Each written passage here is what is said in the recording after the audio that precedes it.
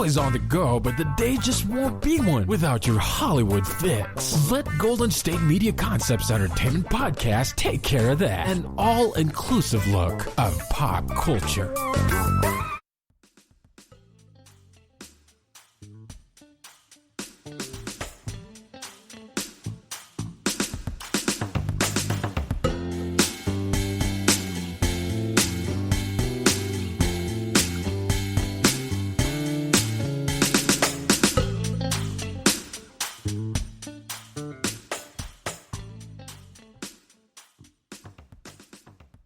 Thank you for tuning in to the GSMC Entertainment Podcast, brought to you by the GSMC Podcast Network. I am your host, Jessica, and I'll be sharing some of the top entertainment news that you just need to know right now. Guys, how is everybody doing today? It has been a gorgeous few days here in the Philadelphia area. The weather has cooled significantly, and I am not mad about it. You know, I know a few weeks ago, if you were listening, I was really dreading the fall coming, but now that it's here in basically full force, like, sign me up. I am all in. I went to a beautiful vineyard this weekend, so shout out to the Annette Grace Winery. Usually, like, in this area, when you go to a local winery, a good dry red wine is pretty difficult to come by, and it's by no fault of the wineries. It's just the climate yields to sweeter wines, which I'm not a big fan of. I like to taste the dirt. I like it super minerally. And so this place had a red wine that just knocked it out of the park. It was so, so good. So it won me over for that. Then the food was divine. I also know a lot of places kind of like bring your own food, like crackers or whatever. So they have a menu, and it was so delicious. The presentation was just made for Pinterest. And then you would just like throw it on Instagram and just show it off. Unbelievable. On top of all that, not only do they have great wine and wonderful and beautiful food, but it's also dog friendly. So I look forward to going back with Nora and Wilson. It was just the most beautiful day. I mean, it was so lovely outside. There was a cool breeze. The sun was shining. It was great wine and even better company. This year has been a pretty rough one on me, and I know it's been rough on pretty much the entire world. So this was such a good chance moment to go and just do something, get out of the house, get some fresh autumn air. It was everything of the sort. It was the perfect day. And I'm going to say it's like probably the best day of the year. The bar is not very high. I've been spending the majority of the year in sweatpants. So I put on pants and I wore heels and like boots, like boot heels, and like a brand new shirt. Everything that I was wearing was brand new. I was just feeling myself. It was just such a wonderful day. And usually I have those days throughout the summer, like going to the beach, hanging out with friends. And we did none of that this summer. It was so low key. So this being the first time really going out, dressing up, putting on makeup, the whole nine since March was absolutely incredible. I enjoyed every minute of it, and I'm on like still such a high from that. I really hope that high lasts throughout the week. So here is hoping. I hope everyone out there has been having a good weekend, a good week. You know, whenever you're listening to this, I hope you're having a wonderful day. But I think now it's time to kind of get into it. We do have a lot to talk about. It's a pretty eventful entertainment world out there. There's a lot going on.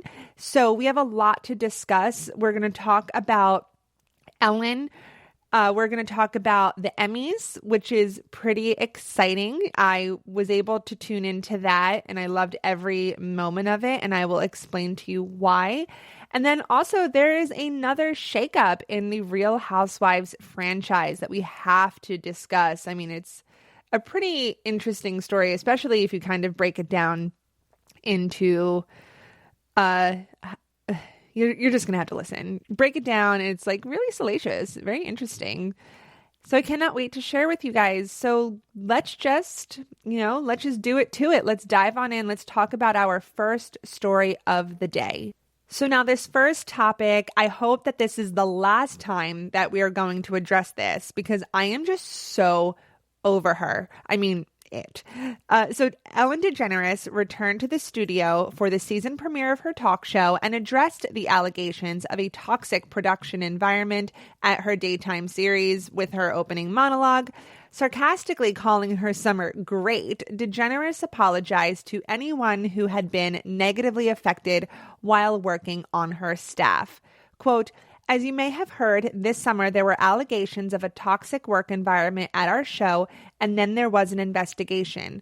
I learned that things happened here that never should have happened. I take that very seriously, and I want to say I am so sorry to the people that were affected. I know that I am in a position of privilege and power, and with that comes responsibility, and I take responsibility for what happens at my show," DeGeneres said. I love that it was like kind of a Spider-Man reference in that. But anyway, moving forward, over the course of just a few months, DeGeneres has gone from a daytime queen with the mantra "be kind" to a vilified figure on social media. Her apology, which first appeared in a YouTube video and was later on her show, was the first time that Ellen DeGeneres had publicly addressed viewers since the BuzzFeed News reported on dozens of current and former employees who said executive producers on the show engaged in rampant sexual misconduct and harassment. Another BuzzFeed News report in mid-July detailed former employees' accounts of racism, fear, and intimidation from top managers. Executive producers Ed Glavin and Kevin Lehman and co-executive producer Jonathan Norman were later fired in August, and Warner Media, the studio's parent company, launched a third-party investigation. So I really hope that we can put this entire story to bed. It's hard to be like the nice person and like, sure, you have bad days and it's not a crime to be a mean person. This isn't my apology to accept. Do I believe the allegations? When there are many against one person, yes, I do believe the allegations. But that being said, it's not a crime to be a not nice person. So this story was big because it was a slow news cycle for months, and everyone just seems to love a good fall from grace story. So she's like a mean person, but that doesn't take away that she is also a trailblazer in her own right. Her show Ellen, back in 1997, reached the height of its popularity when DeGeneres came out as a lesbian on the Oprah Winfrey Show. Her character on the sitcom also came out of the closet to her therapist, which was played by Oprah Winfrey. The coming out episode, titled The Puppy Episode, was one of the highest rated episodes of the show. So you can't take that away from her. She did so much for her community, and she was the first to provide that sort of representation in mainstream media. So she did great work with that. And plus, Ellen just has so much money. I really don't think that she cares what anyone actually thinks. So that's just my opinion. The woman is worth $330 million. And I think she makes somewhere around $77 million for a year of her talk show. So she may be a mean person, but that woman is laughing all the way to the bank. So she made her apology on her show. Like I said, I am so over this story. I am so done with this story. I don't think there's anything else that she really could have done. I can't believe that her public apology, it took this long. I mean, of course, you're going to do it on the show because she opened up, I think, saying, if I remember correctly, so if you're still here and you love me, thank you. And if you're tuning in to hear what I have to say, welcome. So she probably had a spike in ratings today, people wanting to know what her first statement was going to be. But now, who knows, maybe the show will drop off, or the people that really love her and support her are going to continue loving and supporting her. And that's fine. Like, that's totally great. You sometimes have to be a little mean to get what you want and to get that far and to make all that money, I suppose. Like, maybe perceived as mean. Maybe you're not a mean person, but you can be perceived as mean because you know what you want. And it just kind of goes with how women, if you have strong opinions, you have a certain label put upon yourself. So who knows? Maybe it's something like that. I don't know.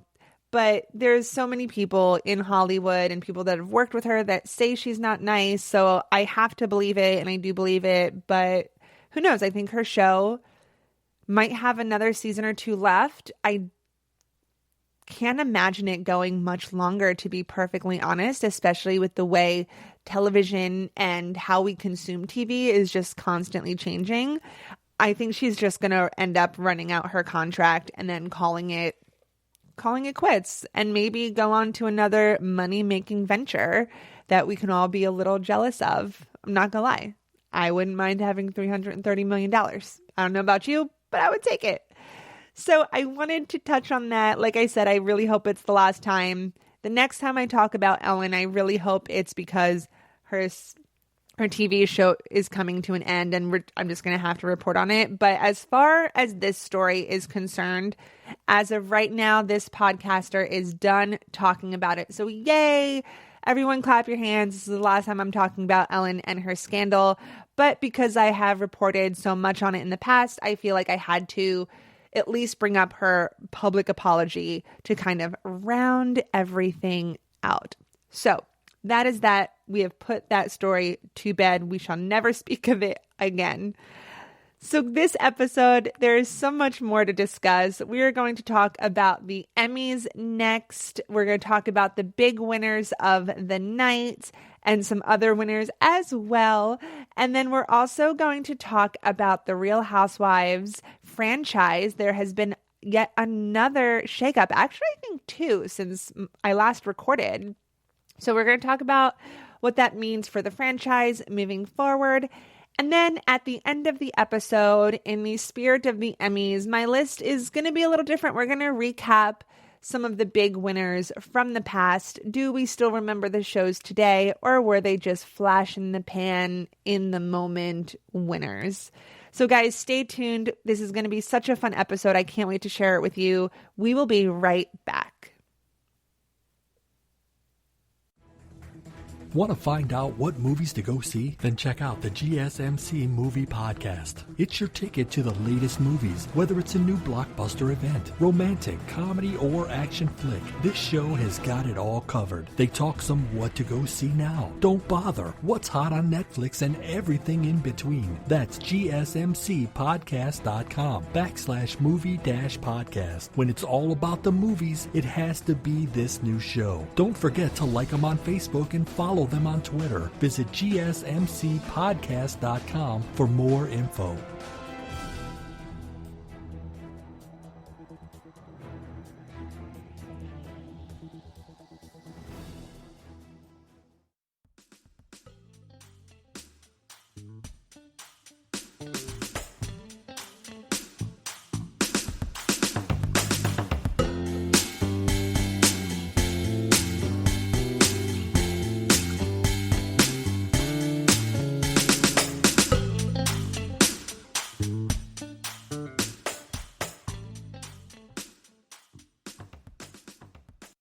Welcome back, my friends. So now let's talk about something that I am actually really excited to talk about, and you'll probably hear it in my voice, but we're talking about the Emmys.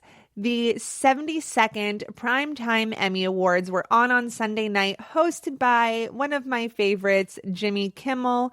I will say I totally forgot that they were on until I got a text from a friend. I know I'm so bad, but I was just having such a fun day at the Vineyard.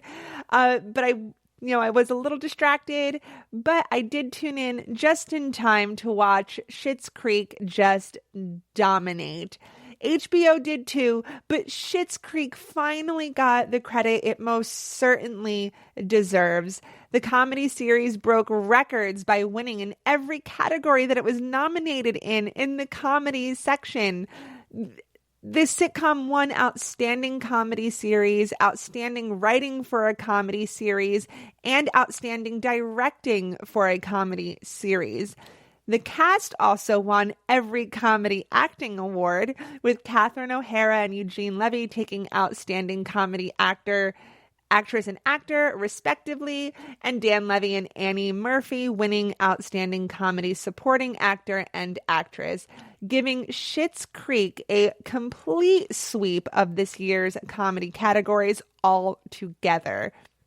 I love how the cast got together and held their own little mini gala to celebrate the final season and their final Emmy Awards together. It was such an adorable setup.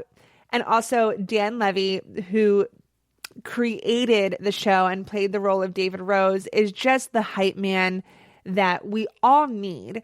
So when Annie Murphy won for her portrayal of the lovable and ditzy Alexis Rose, he was just this proud parent behind her, the best of friends, the brother rooting for you.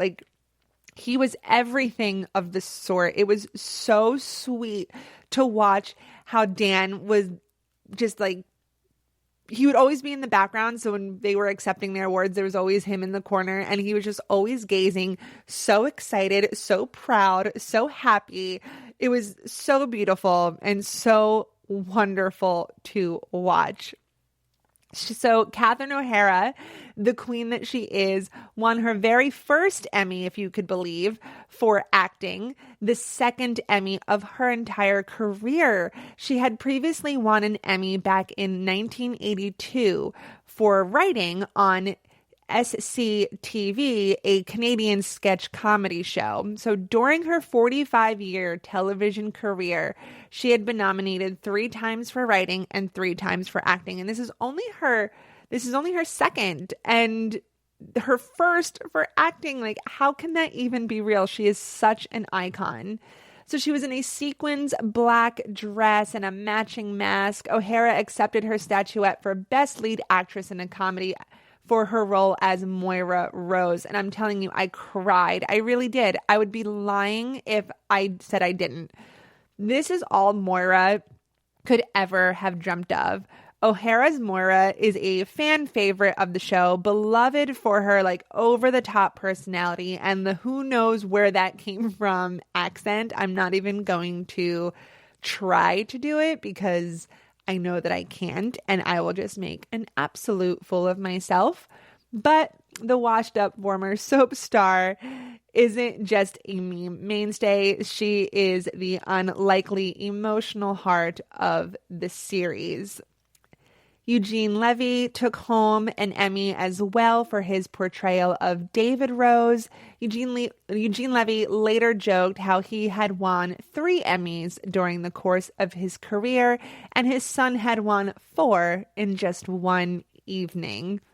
Also, Dan Levy, who I have mentioned, several times, not only did he win for Best Supporting Actor, but he and his dad also accepted the award for Best Comedy.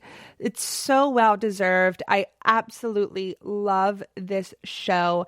I have not watched the final season yet. I will say I have been saving that for the next time I go to Italy and I need to watch something on a flight because I have terrible anxiety, and I know that show would be perfect for me to watch. So I've just been saving it, but now that I'm not going to Italy anytime soon, or probably on a plane long enough to binge the series anytime soon, it's probably time to watch.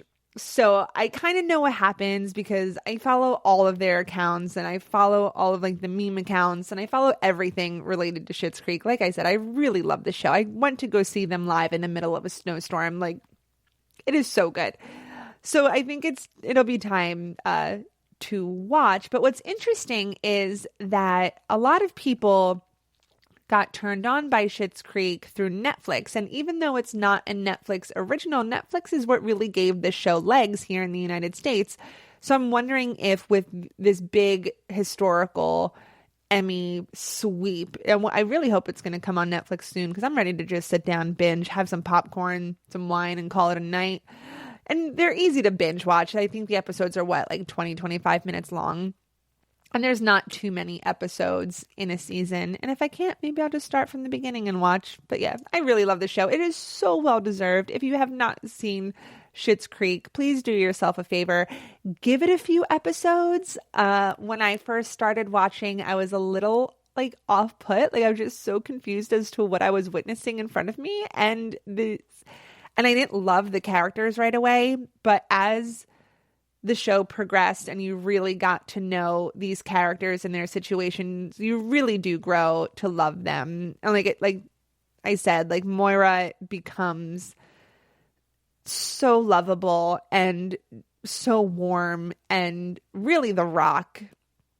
And it just go watch it. It's just so good. Would I steer you wrong? I would hope you think a little bit more of me than to steer you wrong. So, yes, so congratulations to Schitt's Creek and everyone involved in the show. Well deserved. So let's go through some other winners of the night. For Outstanding Drama Series, Succession. Outstanding Drama Actress, Zendaya for Euphoria, which was a big win for her. And she was so cute and happy accepting her award. I believe that she is the youngest to win in her category. The former Disney star beat out notable names such as Jennifer Aniston, Sandra Oh, Laura Linney, Olivia Colman, and Jodie Comer. Like, she was like, come on, going against Jennifer Aniston and you're so young and you're this Disney star, like so surreal. And she won and she looked so cute. I mean, she dressed to the nines. She was not wasting her big moment on pajamas. That is for sure. So Outstanding Drama Actor, Jeremy Strong, Succession. Outstanding Supporting Actor in a Drama Series, Billy Crudup, The Morning Show. Outstanding Supporting Actress in a Drama Series, Julia Garner, Ozark. That, like I said, the last episode, that is a show that I cannot get into. And it is because of Julia Garner, but it's because she also does such a great job. She does such a good job. I despise her so much, I can't even watch it, which is probably not what they're going for, but that's when you know your acting is so good. Like, she crawls under my skin that much. So for that, she absolutely deserves that award. So good for Julia. Outstanding Writing for a Drama Series, Succession. Outstanding Directing for a Drama Series, Succession. Outstanding Variety Talk Series, Last Week Tonight with John Oliver. Outstanding Limited Series, Watchmen. Outstanding Competition Program, RuPaul's Drag Race. So congratulations on all of the winners. There's more, but I'm not going to go through every single one of them. But congratulations to everyone for your nominations and for the big wins of the night. You know, I held an Emmy once in high school. So this girl I went to school with, and I'm so sorry, I cannot remember her name, but her dad had an Emmy for like set design or set art for Sesame Street. And he brought in the Emmy. It was some sort of after school club. I don't even remember what the club was called, but he came in with his Emmy and I got to hold it. And I have a Polaroid picture because that's how long ago it was. I mean, it wasn't a Polaroid to be ironic. It was because it was the only way to take a picture and everyone can go home with the picture that same day. So that Polaroid to this very day is on my refrigerator and I look at it every day and I think maybe one day I will have an Emmy of my own. So I'm putting it out in the universe. You know, it's on my fridge. I look at it. I'm trying to manifest my future. And you know what? There is an Emmy in my future. I don't know how I'm going to get it, but I'm going to get it. That's the dream. And we all have dreams. I think they did a wonderful job producing the Emmys. And as always, Jimmy Kimmel did a fantastic job. There's no surprise there. It was a time capsule of what 2020 is like. I enjoyed all of the quarantine jokes, the safety, the hazmat suit that delivered the Emmys, the sanitation jokes. And I know some people thought it wasn't that great or they didn't want to be reminded of the world that we currently live in. But I like how they acknowledged it and made light of something that we've all been going through collectively. And like I said, it is this perfect little time capsule that we can all look back on and be like, wow, that was a crazy year. I like how Jennifer Aniston had the fire extinguisher. Like, that was a really cute little bit of, they were trying to sanitize the envelope. And when they put, if you didn't see, they sanitize an envelope and that has the winner's name in it. And the last part of the sanitation process is they light it on fire for 5 seconds and then they have to put it out with a fire extinguisher. And so she does it twice, and it's out enough for Jimmy Kimmel to reach into the trash can and get the envelope out to read the winner. And as he's like picking it back up and he's talking to the camera and Jennifer's looking at Jimmy, you hear someone like off camera alert them of the fire that is growing very rapidly in this trash can. And Jennifer Aniston, without skipping a beat, just like takes the fire extinguisher and goes and like puts it out. And like, that was just a fun, like, anything goes moment. And we never would have gotten that with any other year of the Emmys. And I like that. Like, I love that anything goes attitude. It's very funny. It's very real. It's very grounded. And that is the stuff that I like to see. As far as fashion goes, it was all over the place. Reese Witherspoon holding a backyard New Year's Eve party was simply amazing. She totally read the room that was 2020 and was like, nope, I'm out. So they were all wearing like 2021 glasses and it looked like a New Year's Eve bash. It was fantastic. I would have loved to be there. So Zendaya, like I said, was dressed to the nines for her big night. She wasn't letting any virus keep her from looking her absolute best on one of the biggest nights of her career. She looked fantastic. She looked adorable. She looked stunning. She was glowing. She was so excited and surrounded by her family. What a beautiful night for her and her family to remember. And I'm glad that she was able to enjoy her big moment with the ones that she loved and not in a theater and like texting them afterwards. Oh my God, can you believe? She got to share it with them. And that's really something special. Really beautiful moment to capture. And like I said, the cast of Schitt's Creek, I love how they rented out their own space and had their own red carpet moment in front of a giant flower wall. It was just so beautiful, and it reminded me of the Golden Globes, which is my favorite of all the award shows. So, and some people dressed in pajamas, some people were just in regular clothes, others, like Zendaya, just wore their gowns, full glam. They all did their own thing. They all did what they were comfortable with. It was a great show. I think they did a wonderful job. So good job. It was a lot of stress, a lot of logistics to pull off. I know I reported on how they were going to do it a few weeks ago. No one really knew what it was going to look like. All in all, I think they really did a wonderful job. Everyone, like the Zoom cams and computers, it looked great. Everyone looked phenomenal. Everyone looked happy.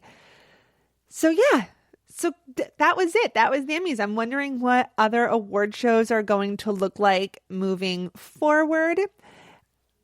If they're all in this format, I'm not going to lie, I'm not going to hate it. So we have a lot to look forward to when award season kicks back up.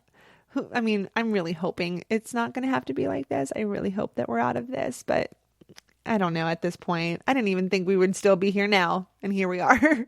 So we're going to take another quick break, you guys. When we get back, we are going to talk about another firing in the Real Housewives franchise, one that I did not see coming. And then at the end, we're going to take this historical moment that Schitt's Creek had, and we're going to just look back at other winners in the comedy category of the Emmys past. So stay tuned. We will be right back. Tired of searching the vast jungle of podcasts? Now listen close and hear this out. There's a podcast network that covers just about everything that you've been searching. Hey! The Golden State Media Concepts Podcast Network is here. Nothing less than a podcast bliss with endless hours of podcast coverage. From news, sports, music, fashion, cooking, entertainment, fantasy, football, and so much more. So stop lurking around and go straight out to the Golden State Media Concepts Podcast Network. Guaranteed to fill that podcast itch. Whatever it may be. Visit us at www.gsmcpodcast.com. Follow us on Facebook and Twitter, and download us on iTunes, SoundCloud, and Google Play.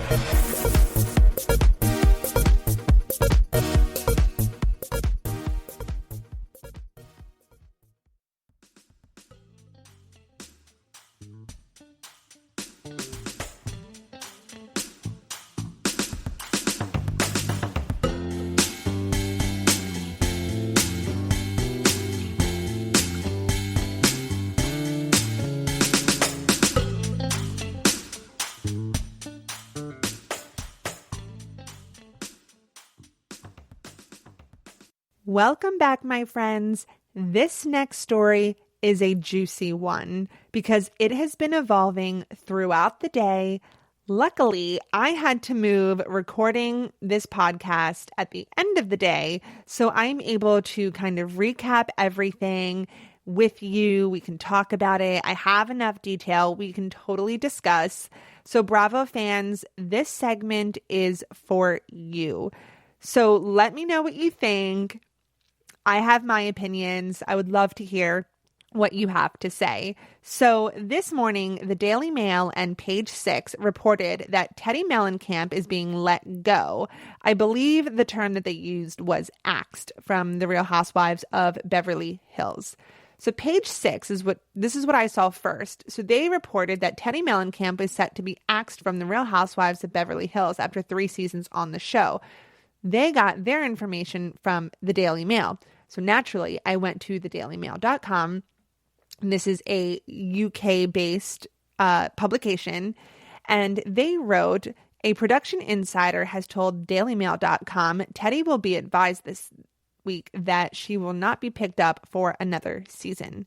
So guys, I was an English major in college and lit theory was kind of my jam. So I'm here to say set to be axed and will be advised makes me think that, Teddi obviously didn't know that she was getting fired, and she probably found out the same time as all of us. And that is so juicy. She had to have found out through the press and not from Bravo. You cannot convince me that Bravo got to her before Page Six. So I want to know who told Page Six. So was it Lisa Vanderpump? I don't know. I'm not here to start a rumor, but someone from production. Who's the whistleblower? Who's telling the Daily Mail? I don't know, but I wouldn't be surprised if it was Miss Vanderpump. And I love Lisa Vanderpump. I'm not gonna lie, but again, don't want to start a rumor, but who knows? I don't know. So the network has not been impressed with her performance on the show. An insider told the outlet they considered cutting her last season, but gave her one last chance. So the insider also added that she is boring and stale and does not offer anything to the franchise with her robotic and staged delivery when interacting with other cast members. The issue is the other cast members don't particularly like her, and beyond Kyle Richards, no one is friends with her. I could not agree more. She's so boring and I can't. And I don't understand her relationship with Kyle Richards. Kyle is the OG of Beverly Hills. So maybe since Teddi is so boring, she thinks that being BFFs with an OG automatically makes her safe. Like I said, she's remarkably boring. She had the makings of a good housewife. If you were going to build a housewife in a lab, the base of Teddi Mellencamp was really strong with her dad being John Mellencamp. But then that's really where it ended. Not having a sense of style is not a personality trait. I mean, especially when you're going up against the likes of Dorit or Erica. So what is it? She's an accountability coach, which is great. But then all of the allegations about how toxic her program is like started to come out. Now, these allegations came out a few days ago, which is fine because I think this is also another reason why Bravo is letting her go. But they're not really saying it. I think it's more than just being boring because these allegations are incredibly, incredibly serious, and they're not the type of allegations that we're used to. So she is an accountability coach.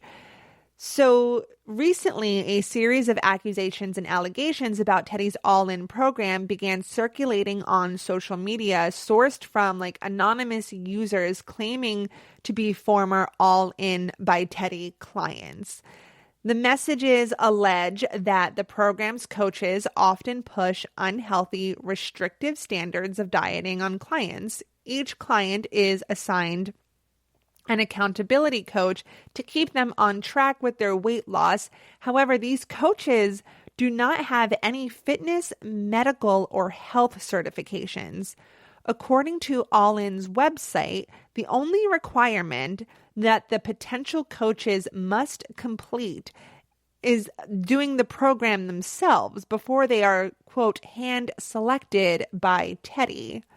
So earlier this week, the program came under fire after social media influencer Emily Gellis Landy shared anonymous messages from former All-In by Teddi clients claiming that the program would restrict them to 500 to 1,000 calories a day and demanded an hour of cardio daily. According to the U.S. Department of Health and Human Services, 1,600 calories is the minimum needed for the average adult to meet their body's daily nutrient needs.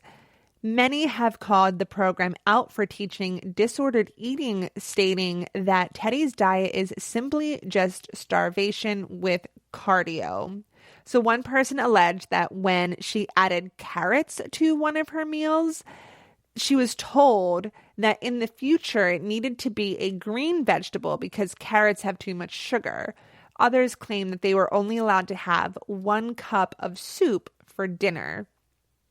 In a statement to Today, Mellencamp further defended her program, saying that their suggested meal plan does not mention a specific calorie count. Now, I call bogus on this. Like, I understand that you did not write out 500 calories a day or like 1,000 calories a day.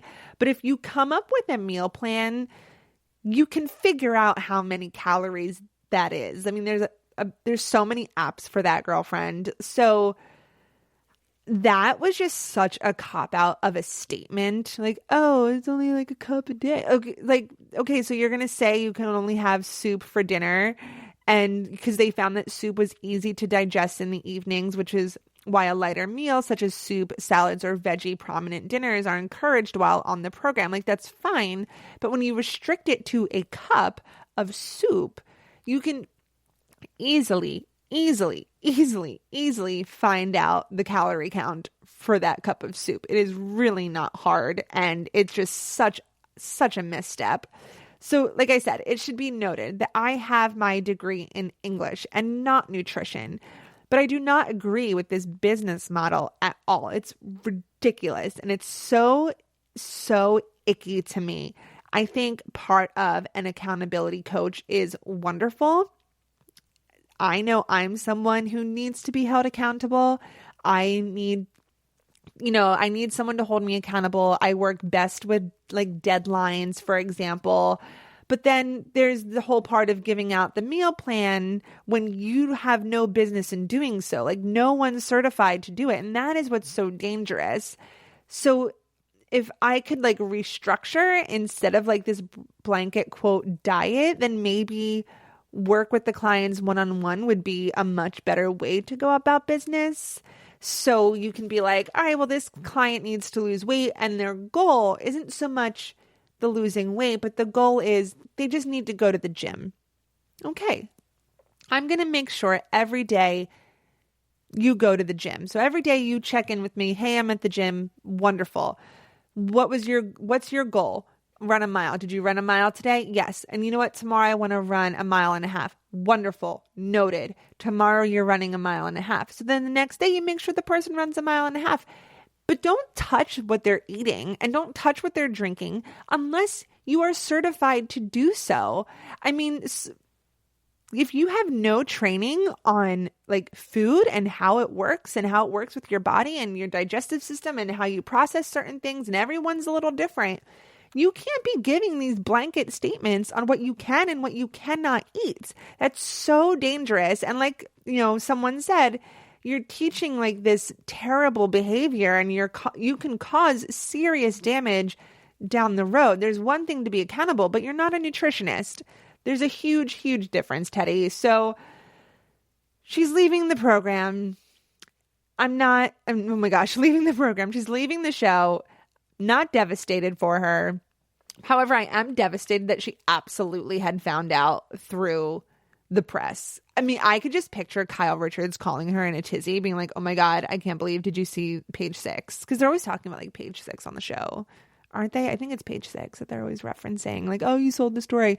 I want to know who sold the story, how much you got for it, and congratulations, you did a great job. You deserve a raise. So yeah, I'm excited to watch a season without Teddi. She brought nothing to the table. She was very boring, very vanilla, and I'm over it. I need a better housewife, and I need a lot from a housewife, especially Beverly Hills. The bar for you is so, so high. I'm not going to lie. If Chris wants to be like friend of cast next season, I wouldn't be mad. Just saying. So that is that. Oh, and real quick, Nene Leakes is leaving Atlanta. I don't really have much dirt on that because like I was just so enthralled with the whole like Teddi and her all in thing and her finding out via the press. So Nene Leakes is an OG leaving, but she already left. She came back and she left again. So I'm not like terribly upset. It's kind of like when Bethany left New York. So bye, Nene. Have a great job. You are wonderful. You gave us all the memes, and we are forever, as Bravo fans, forever thankful for all of those memes. So yeah, so big shakeup for the franchise. Cannot wait to see what's going to happen moving forward. And you know what? We have a few minutes left in this segment. So I wanted to do something and I wanted to introduce something to the show. Let me know what you think. So when I do my research and I think about what I want to talk about on the show, I often come across some really ridiculous articles. So I think it would be fun every episode to highlight an article that is kind of ridiculous, and then everyone can kind of have a theme. So I don't know, again, a title segment for this. I'm just going to call it Holly Weird. I know it's not like the most creative, but hey, it's something. So this is going to be the first segment. So I really hope that you're excited because I'm excited. So just go with me on this. So the first topic that we're going to discuss, so it's only going to be one topic an episode. So this one is fashion. So this is like weird fashion news that I saw, and it is Gucci. So Gucci has released a new denim pant with grass stains on the knees. And this host has no words. Like, I am just in total shock when I saw this advertisement and these pictures, and there's articles, like actual articles on reputable websites about these new denim pants being dropped by Gucci with, they're like wide leg jeans, like not like Jenkos, like nothing crazy like that, but they're the, wide legs. So super relaxed looking, like a light wash denim, literally green and brown grass stains on the knees. Like, it's total working class chic, I guess. I need to know. I didn't click on any of the articles like I really should have, and that would have been me doing my job, but I was in such shock. I was like, I have to just talk about like that gut reaction of seeing the picture and seeing the headlines, because it's just so shocking to me and it's so weird to me, and it's beyond, because they're going to sell some of these pants, and I don't know if people are going to buy them, like the super rich. Are they going to buy them and be like, oh, look, I'm like so ironic. It's like I go out and garden myself, or I mowed the lawn. Like, No, this is like what people do. Like, I have plenty of jeans, especially growing up and like playing outside, of grass stains. And I always got yelled at for it, by the way. My mom would get so mad if I came home with grass stains on my pants. Now Gucci has the audacity to try and sell that to me. Like, no. No, I will go out and do it myself and have a one-of-a-kind pattern. I don't need you, Gucci. I would like a belt. I'll take a belt, though. Okay, so that's that on that. So that is my little piece.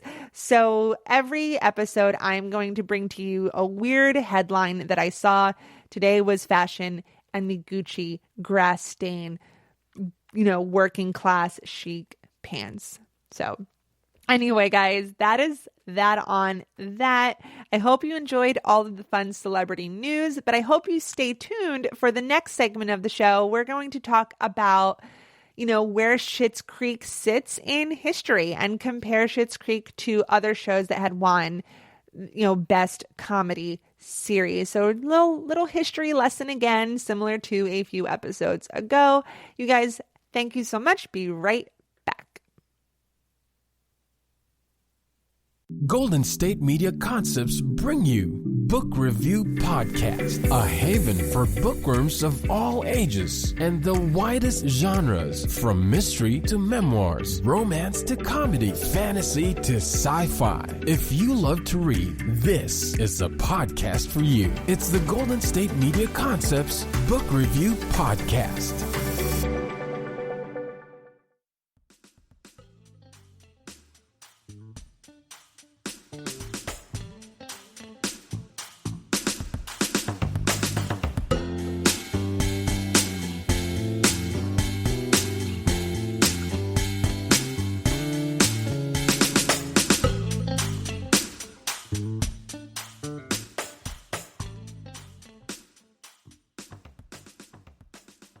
So I ended that last segment like saying thank you, and it was as though I was ending the show. I have no idea why I did that, but you guys can't get rid of me that quickly.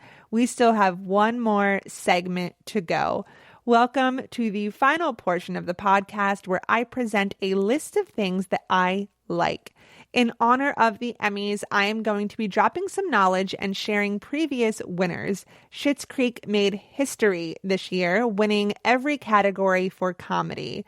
It was a beautiful and historic and exciting moment. So let's take a trip down memory lane and see who they share Best Comedy Series with. But before we do that, let's take a brief look at the history of the Emmys. The Primetime Emmy Awards is an American award bestowed by the Academy of Television Arts and Sciences in recognition of excellence in American primetime television programming. First giving out in 1949, the award was originally referred to simply as the Emmy Awards until the first daytime Emmy Awards ceremony was held in 1974, and the word primetime was added to distinguish between the two. The Primetime Emmy Awards generally air in mid-September on the Sunday before the official start to the fall television season. They are currently seen in rotation among the four major networks, which is ABC, CBS, Fox, and NBC. Each network airs the ceremony every 4 years. The ceremony is typically moved to late August if the broadcast is with NBC, so it does not conflict with NBC's commitment to broadcasting Sunday night NFL games. The Emmys are considered television's equivalent to the Academy Awards, which is for film, the Grammy Awards for music, and the Tony Awards for theater. The awards are divided into 3 categories: Primetime Emmy Awards, Primetime Creative Arts Emmy Awards, and Primetime Engineering Emmy Awards. The awards given to strictly comedy began in 1952 as programming really began to shift and to find their place. From there, some shows remain popular while others we've never heard from again. So I'm going to just read off the list of some of these Emmy Award-winning comedies, and I'm asking you if you remember any of these shows, or were they just some forgotten splash in the pan moments in TV. So let's go back all the way to 1952 with the Red Skelton show. The only reason I know this show is because of my Nana. I know she loved this show. I will say I have not sat down and watched an episode, but I do know it and I have heard of it. So yes, I still recognize the Red Skelton show. Winning from 1953 and 1954, one of my all-time favorites, I Love Lucy. Now, this is definitely a show that I believe we all still hear about. I think we've all seen an episode. If you are listening to this podcast and you have not seen an episode of I Love Lucy, then I don't even know what to think. I don't know.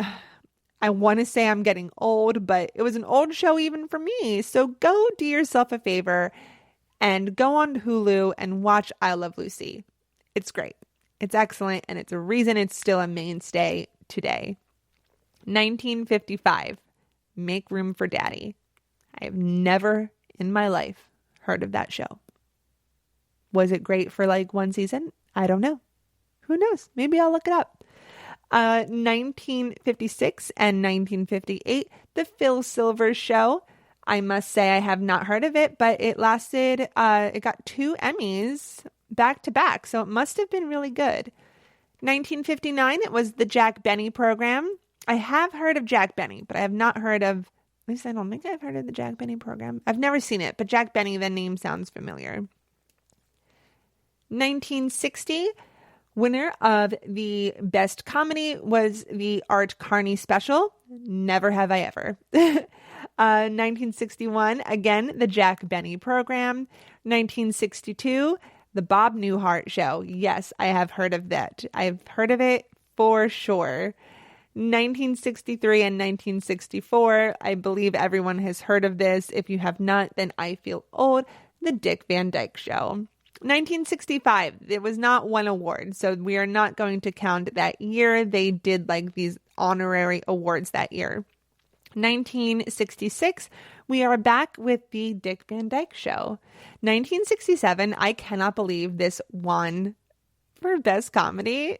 I really can't believe it, but it's the Monkees. Like the band The Monkees had a TV show. Yes, I watched it because my dad introduced it to me when I was a kid. Like he introduced the Monkees, then he somehow got like a VHS of the show or something, or like we found it on TV. So yes, as a child, I have heard of the Monkees and the TV show. I cannot believe it won. 1968 to 1969 was Get Smart. They've probably done a remake of that. It strikes me as something that would have had a remake. 1970, never heard of this show. It's My World and Welcome to It. If you have seen this show or have heard of it, please let me know. I have not heard anybody in my family or anyone that I know ever reference this show. This has to be a flash in the pan. And if I'm insulting anybody who loves this show, I do apologize, but please introduce me to it because I've never even a blip on the radar. 1971 to 1973. Absolutely heard of this one. All in the Family. This is a show that could not be aired today with how the world just is. But, back then it was funny. 1974 was MASH. And spoiler alert, that's the only year MASH won. And I'm really surprised because it was such a cultural hit. Interesting. 1975 to 1977 was The Mary Tyler Moore Show. Absolutely. I remember that on Nick at Night. Who remembers Nick at Night? Show of hands. 1978, again, All in the Family. 1979 to 1981 was Taxi. Yes, I remember Taxi. We're definitely getting into shows that I remember. I was born in the 80s, so mid-80s. So these shows were still kind of around on syndication, especially by the time I was like really watching television in the 90s. 1982, Barney Miller. I don't Nope. No clue. Never have I ever. 1983 and 1984 was Cheers. Excellent, excellent show. 1985, a show that did not age well, The Cosby Show. 1986 to 1987, a show that is very well loved still today, The Golden Girls. 1988, oh, this was a point of tension. So 1988, it was the Wonder Years. Now, growing up, I had a good friend who loved the Wonder Years, and I hated the Wonder Years. And I even think my husband liked the Wonder Years. I didn't like it. It just wasn't doing it for me. You know, if I had to choose between, oh my goodness. Hold on, I'm thinking. You know, I'm going to finish that. You know what? I just had an idea for another list, and I will do that later. That'll be another episode, so stay tuned. I hope that was a good teaser for you. 1989, Cheers, again. 1990, Murphy Brown. Definitely remember that. 1991, we are back with Cheers. Am I going crazy? And then 1992, back to Murphy Brown. Whoa, they just like tossed the hot potato back and forth. 1993 was Seinfeld. 1994 to 1998, one of my favorite shows of all time, Frasier. I am so happy it won so many awards because it's so, so good. If you have not seen Frasier, I highly suggest you do. It was called the smartest show on TV.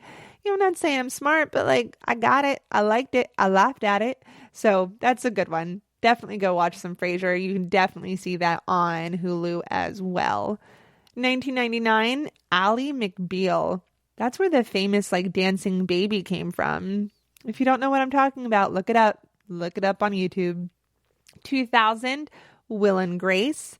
2001, I never thought that this was considered a comedy until I just like looked up this list, like going back to see what other comedies got the award. But Sex and the City, I did not think that was a comedy. Huh. Well, I never laughed.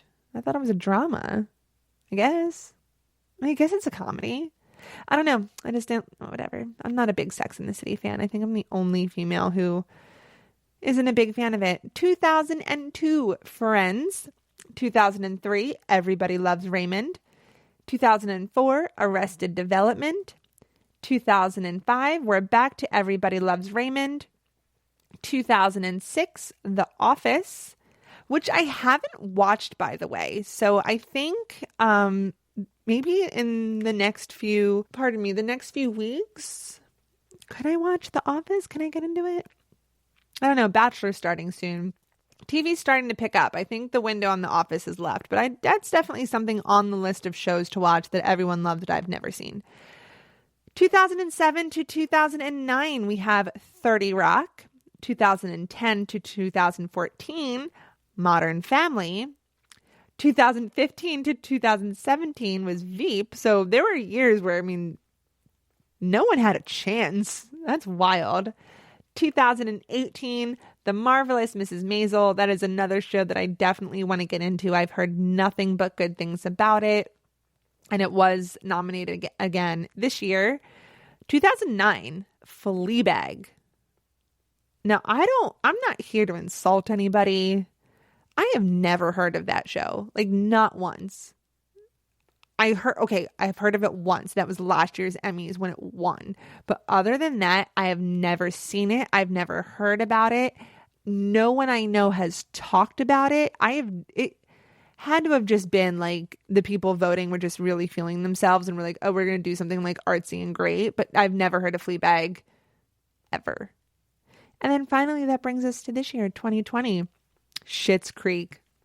It was a shitty year and Schitt's Creek won. So that's fantastic. So that's the list. So I'm wondering if you guys have heard of these shows. Do you agree? Did you watch Fleabag and did you love it? Have you never watched I Love Lucy? Then go do it. So that was just like a little history lesson for you guys. And I hope you enjoyed it. I hope we all learned something from it. Like I learned that Sex and the City is a comedy. Didn't know that. So yeah, guys, that was our show today. We covered a lot. Teddi Mellencamp, Ellen, and the Emmys, Schitt's Creek. I mean, so much has been happening. I really hope the entertainment world just keeps popping. And so the rest of the week, we have some more fun and exciting stories to share. Until next time, guys, thank you so much for listening to the GSMC Entertainment Podcast, brought to you by the GSMC Podcast Network. I am your host, Jessica, and I would like to ask you to please remember to subscribe to the show and write a beautiful, glowing review that really helps us out.